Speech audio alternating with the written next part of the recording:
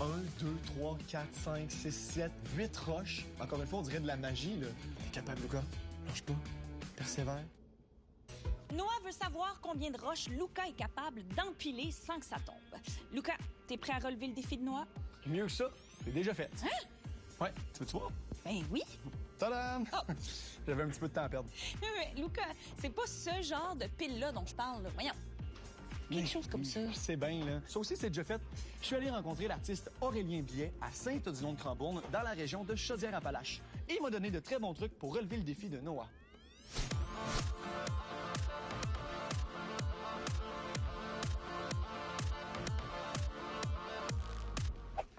Ça tient? Eh oui, Wow! ça tient. Comment ça s'appelle au juste cet art-là? En français, équilibre de pierre ou de roche.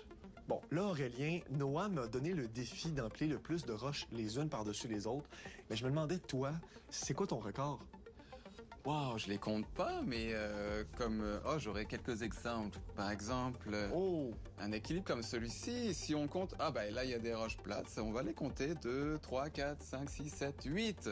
Quand même, 8. Comme, C'est super beau. Et celle-ci, par exemple, il y en a 2, 4, 6, 8 aussi. 8. Donc ça a l'air d'être 8, mon record. Wow! Est-ce que tu veux essayer d'atteindre ce record-là? Ça me donne le goût d'essayer.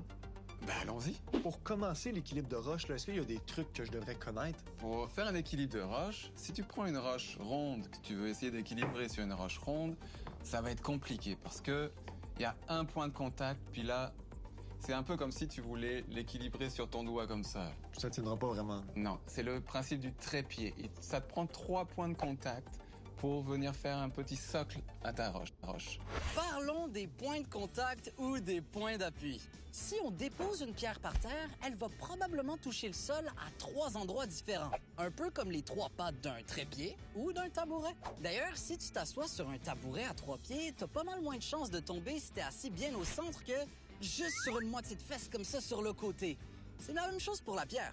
Il faut que sa masse soit bien centrée entre les 3 points. C'est ce qu'on appelle le centre de masse ou le centre de gravité. Un point imaginaire unique sur l'objet. Ah, pourquoi il faut 3 points de contact? La forme triangulaire est super solide. Elle permet de répartir la masse de ta roche dans ta sculpture en 3 directions différentes, ce qui est largement suffisant. Cependant, si tu utilises 2 points de contact seulement, c'est pas suffisant, on perd l'équilibre trop facilement, c'est pas stable. À l'opposé, si tu en utilises 4, il y a toujours 3 points de contact qui font vraiment la balance, et le dernier, il fait plus ou moins rien. Et là, pour bien les voir, j'ai fait 3 petits points, comme ici, ici. Et ça indique nos 3 points de contact. Ces 3 points-là, on va aller les trouver dans des petites encoches naturelles qu'on trouve dans les roches. Si je fais toucher les 3 points de cette roche sur l'autre, c'est là qu'elle se met en place, puis là, elle est stable. Donc, je serais capable de faire tenir cette roche-là sur celle-là avec les points d'ancrage. Oui, seulement si le poids de la roche passe au milieu de ces 3 points-là.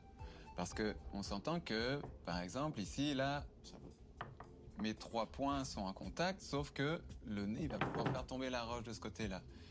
Par contre, si j'adapte mon poids et que je le fais en sorte que ça passe au milieu des 3 points, c'est là que ça se met à tenir en équilibre. Regarde, je vais te faire un petit exercice de contrebalance. Parce que des équilibres qui sont impressionnants, je trouve, c'est quand il y a des roches qui partent d'un sens et d'autres de l'autre, qu'elles sont pas toutes alignées sur un même axe. Donc ça, c'est ce qu'on appelle la contrebalance. Ça veut dire que on va venir équilibrer une roche en fonction du poids de celle qu'on va rajouter. Comme celle-ci, je sais que je vais en rajouter une ici. Donc là, je l'équilibre en appuyant là où je vais rajouter la suivante. Parce que techniquement, à ce moment, si tu lâches, ça tombe. Techniquement, ça tombe. Donc, c'est de prévoir la suivante en appuyant là où je vais la rajouter. Et ensuite, je viens rajouter toujours la même chose sur ces 3 petits points. Et là, je peux équilibrer les deux ensemble. C'est ça, l'effet de magie, je pense, c'est la contrebalance. La contrebalance, c'est ce qui est impressionnant dans l'effet, le résultat obtenu, oui. Là, Aurélien, je pense que je suis prêt à relever mon défi. Ah oui, j'en suis certain. Allons-y.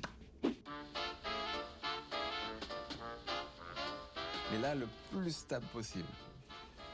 Tu vas peut-être mettre la pointe sur le dessus, comme ça. Ouais, comme ça. Exactement. Comme ça? Ah. Ah, Je pense que c'est pas pire, là. ouais. Donc, je continue. J'ai mes 3 points de contact Et celle-ci, tu vas la mettre pour de même. faire un... Eh oui, Oh! là, ça va être Un d'appuyer. contrebalan ici, là. Exactement. Et là, c'est déjà... Là. Ça paraît stable. Et tu vas rajouter celle-ci. Celle-là. Ouais, comme je te la présente, ouais. En la faisant un petit peu dépasser. T'es capable, Lucas. Lâche pas. Persévère. Ah! Je suis rendu à cette roche. Cette roche. Lâche pas, Lucas. Ça va bien. Oh! J'ai mes points de contact. Impossible. Ouais! Ça tient. Bravo! OK, mais là, c'est tellement beau. J'ai 8 roches. Hey, merci, Noah, pour ton défi. Je me suis rendu à 8 roches. Je suis vraiment fier de moi, là. Hey, un gros merci, Aurélien. Ça fait plaisir. Tout le monde est capable de faire des sculptures de roches comme ça.